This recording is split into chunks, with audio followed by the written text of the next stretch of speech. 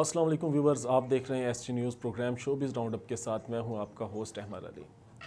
आज के प्रोग्राम में हम बात करने वाले हैं जी एक ऐसे ड्रामा के बारे में जो जियो टीवी से नशर हो रहा है। और ड्रामा की स्टोरी तो खासी डिफरेंट है, लेकिन इसके बावजूद ड्रामा की जो कास्ट है, उनकी जो एक्टिंग की अगर हम बात करेंगे इस ड्रामा की, तो वो आपको सेम सेम नज़र आएगी जैसा कि इससे पहले के ड्रामास के अंदर वो कर चुके हैं।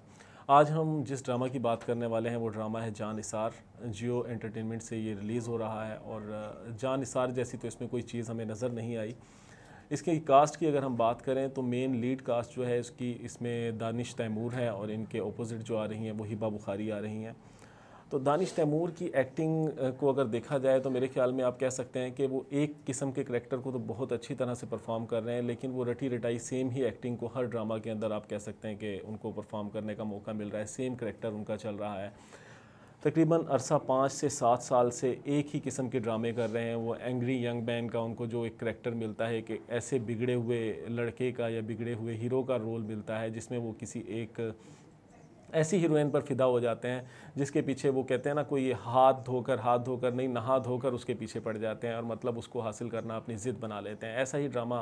कुछ खुदगर्जी के अंदर हुआ। उससे पहले उनके जितने भी ड्रामाज नशर हो चुके हैं सबकी सेम स्टोरी लाइन चल रही है और शायद वो खुद भी चेंज नहीं चाह रहे हैं कि मोस्टली ऐसा होता है कि आर्टिस्ट को अपना आप जब मनमाना होता है तो कोई भी आर्टिस्ट हो, भले वो एक्टिंग में हो या किसी और फील्ड में हो आर्ट की, तो उसको अपना वर्सटाइल अपने आप को प्रूफ करने के लिए उसे चाहिए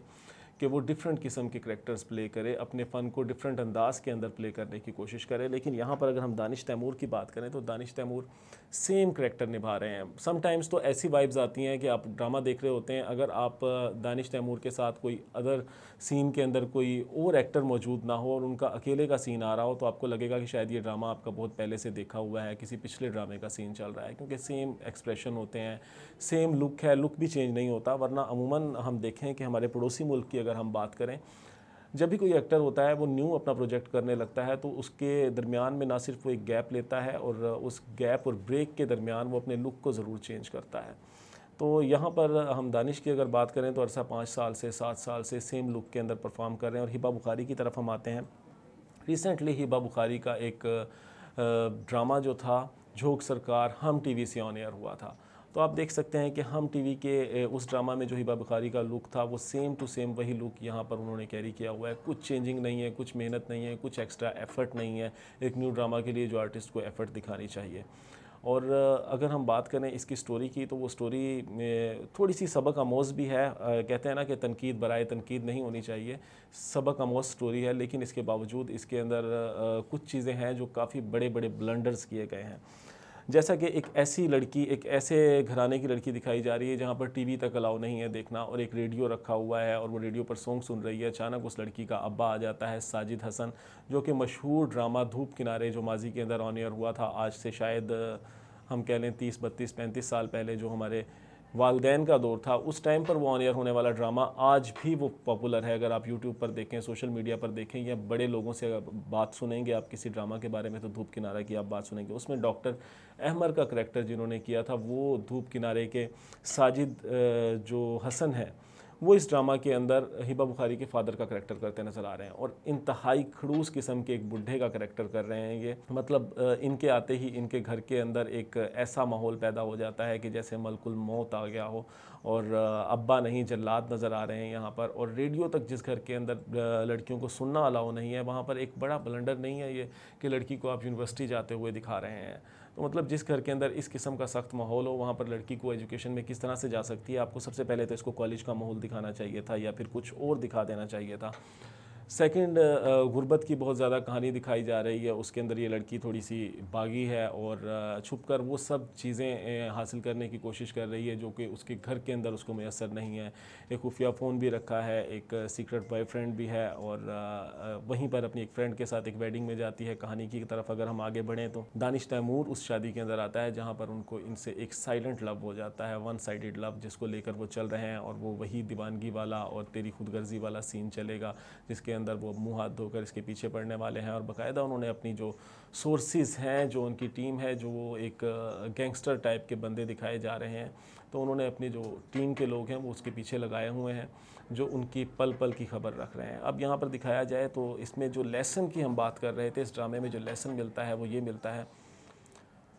कि समटाइम्स ऐसा होता है ना कि हम अपने माहौल से बगावत कर कर जब कुछ गलत कदम उठाते हैं, स्पेशली लड़कियों के लिए, क्योंकि ये माशरा ऐसा है यहाँ पर, जब लड़के कुछ गलत स्टेप उठा लेते हैं उनको माशरा कैसे ना कैसे ऑन कर लेता है, उनकी गलतियों को भूल जाता है। लेकिन लड़की से अगर एक छोटी सी भी गलती हो जाए तो वो गलतियाँ माशरा नहीं भूलता। स्पेशली लोअर मिडिल क्लास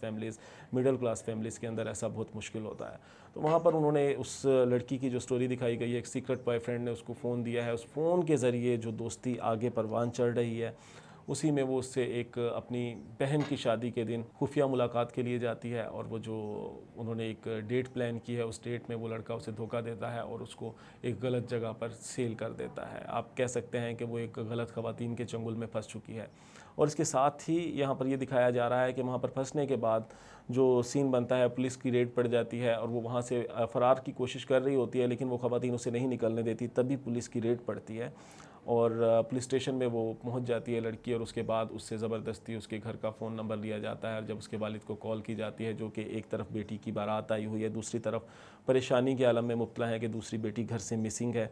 तो वो जब वहाँ पर आते हैं तो वहाँ पर वो आने के बाद अपनी बेटी के जब कारनामे सुनता है तो उसको ऑन करने से इनकार कर देता है। वो कहता है मेरी बेटी मेरे लिए मर गई, मतलब मैं इसको नहीं कबूल करता। अब माशरे के लिए इसमें लेसन ये है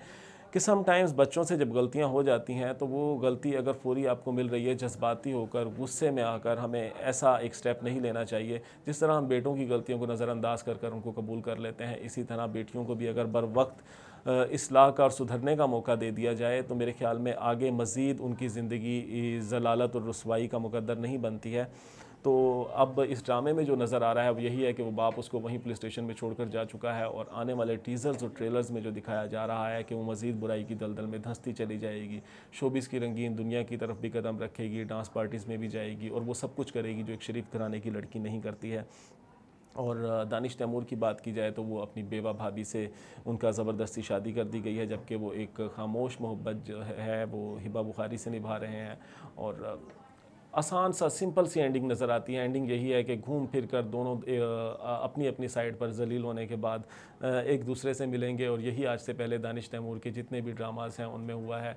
जितने भी उन्होंने अब तक ड्रामे किए हैं, सेम स्टोरी है कि फुल भरपूर तरीके से जलील होते हैं, लड़की के लिए ख्वार होते हैं और लड़की उसको घास नहीं डालती है। जबकि जिस किस्म की दानिश तैमूर की पर्सनैलिटी दिखाई जाती है उसमें मेरे ख्याल में अब कुछ स्टोरी में चेंज आना चाहिए। ऐसी स्टोरी आनी चाहिए जहाँ पर कोई लड़की उसके लिए पागल हो, जो उसके पीछे पड़े मुँह हाथ धोकर। मगर यहाँ तो जी दानिश तैमूर सेम करेक्टर निभाते नज़र चले आ रहे हैं। तो ये जी तेरी खुदगर्जी वाला सीन ही इस ड्रामे में नज़र आ रहा है, और आगे इस ड्रामे में क्या होने वाला है ये आप भी ज़रूर राय दीजिएगा। जी, तो सेम करेक्टर निभाते चले आ रहे हैं। और यहाँ पर अगर हम बात करें हिबा बुखारी की, तो हिबा बुखारी जो है वो अब अपनी ज़िंदगी के अंदर जहाँ आगे बढ़ेगी वहाँ उनकी फ़ैमिली के लिए मज़ीद ज़लालत और रुसवाई का बाइस भी बनेगी, और उसकी जो मैरिड सिस्टर है उसकी लाइफ में भी प्रॉब्लम्स क्रिएट होना शुरू हो चुकी हैं हिबा बुखारी की वजह से, क्योंकि उसके जो इन लॉज़ हैं उनमें पता चल गया है कि इसकी बहन इसकी शादी के दिन घर से फ़रार हो गई है, और उसके अलावा बाप भी अपने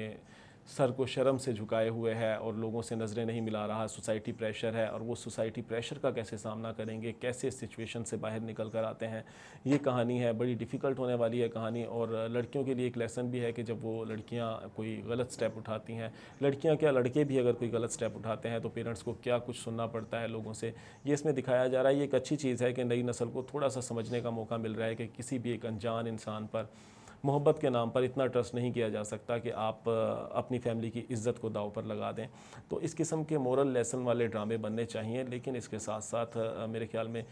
नए करैक्टर्स को मौका देना चाहिए। अगर किसी ने कुछ एक विलन टाइप का या नेगेटिव या फिर कोई एंग्री यंग मैन का करैक्टर निभा लिया है, तो ऐसा नहीं है कि आप उस पर वो छाप लगा दें, स्टैंप लगा दें, हर करैक्टर में आप उसी को ऑफ़र करें वो करैक्टर करने के लिए। तो मेरे ख्याल में दानिश तैमूर की जगह इस करैक्टर को कोई और हीरो भी अच्छे से निभा सकता था, तो शायद ये उस तरह का सिमिलर ना लगता, इसको हम कंपैरिजन ना करते